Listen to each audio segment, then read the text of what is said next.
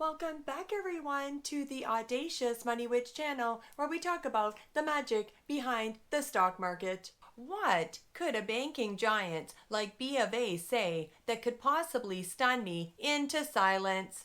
Stay tuned because it might just change everything you thought you knew about the markets in this economy. Bank of America left me completely speechless. Trust me when I say you're not ready for this. But here's the best part. I'm going to show you how to profit from this. Because this is our Wednesday show, we transform raw market data into cold hard cash. I will be talking about SoFi Bank later. First, did you see Bank of America stock just crashed 6% on Tuesday? Why is this happening right after Warren Buffett sold? Is it just tariffs? Wait till you hear what Buffett actually said. If you look through the latest 13F reporting data, you see that Warren Buffett sold 16 stocks last year. If you add all of these up, it accounts for 50% of his portfolio. Sold in a single year. Nowhere in the history of his career has Buffett ever sold this many stocks. Not before the Black Monday collapse in 1987, not before the 2000.com crash, not even before the 2007 financial crisis. In total, he sold $150 billion worth of stocks. To put that into perspective, his net sales in the past have never exceeded $25 billion in any calendar year. This now leaves him with more cash than all of his stocks combined, which is astounding to say the least. So what stocks did he sell? And more importantly, why did he sell so much? Warren Buffett does not like selling stocks. If you study his philosophy, you see that his ideal way of investing is to buy stocks and just hold them forever. So why is he selling Bank of America? It was his second largest sale, which was a bit of a shock to Berkshire's longtime followers. The banking and finance industry have always been big plays in Buffett's portfolio. Did he need the cash for other things? No. Did he lose confidence in the management? Did he lose confidence in the business itself? Or is the stock overpriced? Keep these 4 reasons in mind when we talk about Bank of America. He also sold over 73% of Citibank. What happens when it's a larger bank that's affected by liquidity? Are we heading into a liquidity crisis? Meaning that the depositors take their money out? The bank is left with no business and the shareholders lose all of their money. Or are we heading into a solvency crisis? Meaning the borrower couldn't pay back their debt. That's what caused the 2008 financial crisis. Primarily, although it also involved elements of a liquidity crisis, the collapse of the U.S. housing bubble and widespread defaults on subprime mortgages led to significant losses for financial institutions holding mortgage-backed securities and related derivatives. Many major banks and financial firms faced insolvency due to excessive leverage and insufficient capital to absorb these losses, as seen with the Lehman Brothers bankruptcy and the near collapse of AIG and Bear Stearns. The crisis deepened as investor confidence in bank solvency eroded, credit markets froze, and institutions struggled to refinance their obligations. This solvency issue was compounded by a liquidity crunch, as panic led to mass withdrawals and market dysfunction. This is what Warren Buffett is worried about right now. That is crystal clear for me, and why he sold all of his bank shares. The banks that you've sold include USB, Wells Fargo, Goldman Sachs, JP Morgan, PNC. Should we think that they're banks that aren't well run because you've sold them? Or? No, okay. no. But I do think that banking can get in a lot of trouble just because of the kind of things that they did, and that I didn't like the banking business as well as I did before. I just think the system isn't set up quite right in terms of connecting punishment to culprits on something that's it's incredibly important that your banking system run well in the country.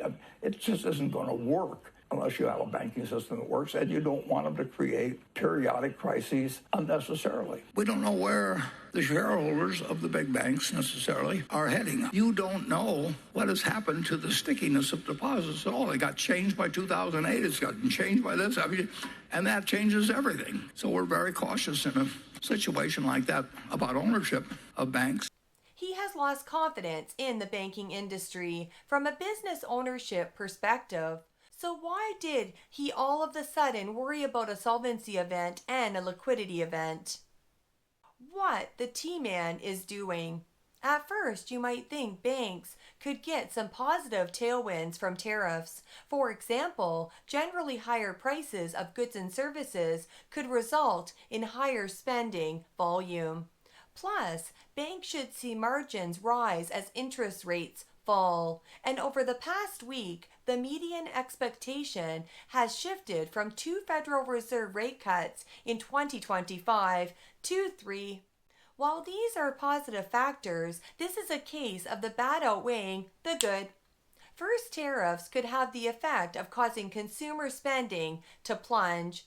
Consumers are already feeling stretched after several years of high inflation, and if everyday goods and services cost more because of tariffs, it could force consumers to cut back. In fact, Target and Best Buy both said that tariffs are leading to consumer uncertainty and could weigh on their results for the first quarter. For banks, this could mean falling demand for loans, as well as lower credit card spending. When it comes to investment banking, economic uncertainty can be a negative catalyst for things like market liquidity, M&A deals, and IPOs. Tariffs cause higher prices for everyone. Rising prices could not only hurt demand, but could cause an uptick in delinquencies and charge-offs if stretched consumers have trouble paying their bills. So, is bank like SoFi stock a good buy right now? Stick around till the end. I will share a good entry point for you to make that juicy SoFi money and put cold hard cash in your pocket. Tariffs could prove to be inflationary and could slow economic activity down dramatically. And this could be bad news for the banks. To be sure, we have no idea how long the tariffs could remain in effect. But if they stick around, we could certainly see some pain in the financial sector. When they are dumping both tech and financial, you know we are close to the end of the cycle. Let me show you the big picture of the most important chart to watch is this US small caps right now. There's been no breakout above this 2021 highs. That's a problem because with mega backdrop of tariffs, FDI inflows, tax cuts, deregulation, and Fed cuts, what we are seeing are bonds outperform stocks. That is something not many people believe. Why do you think long bond is beating S&P 500? Who is buying long bond again? Are they about to be wrong again? Stay tuned, I will explain. Since the election, small cap prices have reversed, and this is very important to understand. Because under T-Man's second term, many people believed that the US economy was going to boom. And the big beneficiary was going to be small companies who generate most of their revenue domestically, compared to large companies who generate revenue from all over the world. And so this is a red flag. If we continue to see small caps sell off, what it's indicating is the US economy is headed into a recession. But there's something they're lying to us about the US economy, and that's the labor market.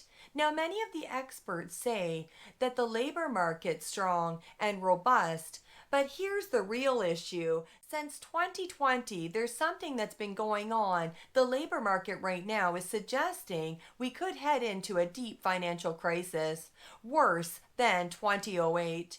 When you factor government plus education and health as a total percentage of payroll growth, you can see after 2020 government jobs have surged. And now we're looking to reverse as Doge just making major cuts to not only the government spending habits, but its payrolls.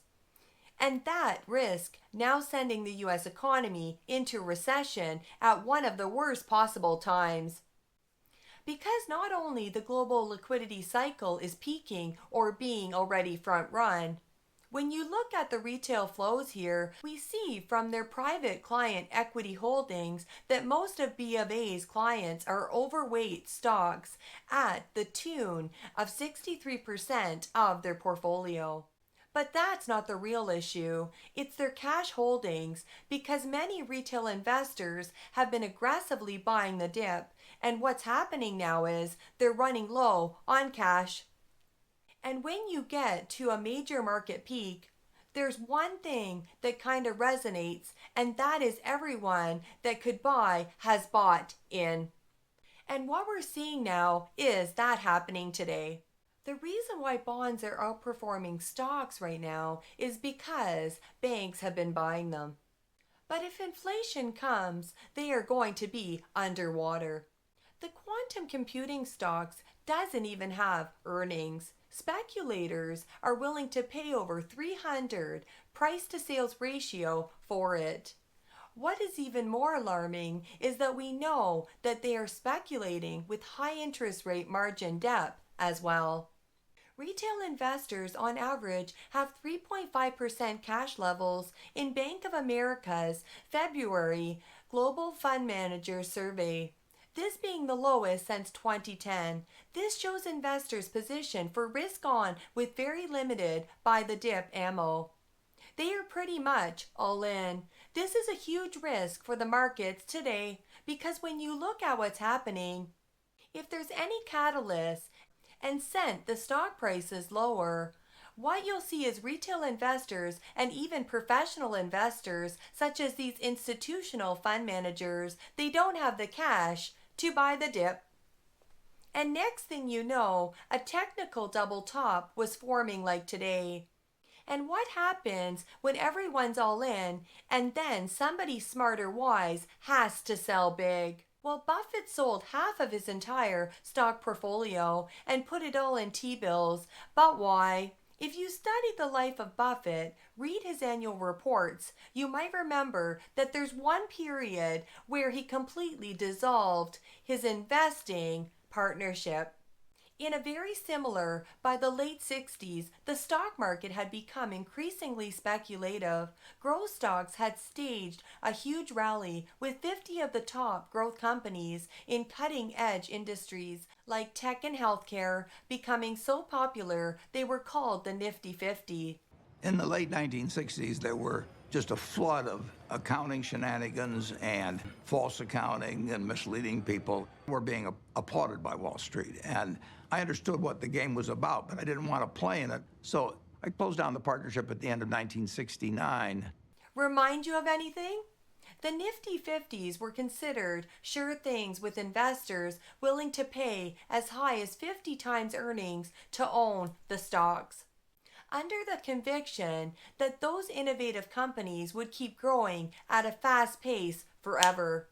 Buffett, by 1969, found nothing of value to buy, so he dissolved his investing fund and moved his money to the sidelines. That's exactly what he is doing again. So what happened post-1969 once Buffett has dissolved the partnership? Well, we saw 4 recessions, the market crashed from 860 points to 350 points, inflation went to 12%, and unemployment reached a peak of 9%. As for SoFi stock, to buy in, I will wait till this downtrend pushes the stock back down under $10 a share. It has more support down there. Would you still want to buy SoFi after all of this? Let me know. I hope this video is helpful. If you agree with me and believe that a huge financial crisis crash is coming, hit the like button because I am seeing all this evidence. It's clear that a 50% crash in the S&P 500 is coming.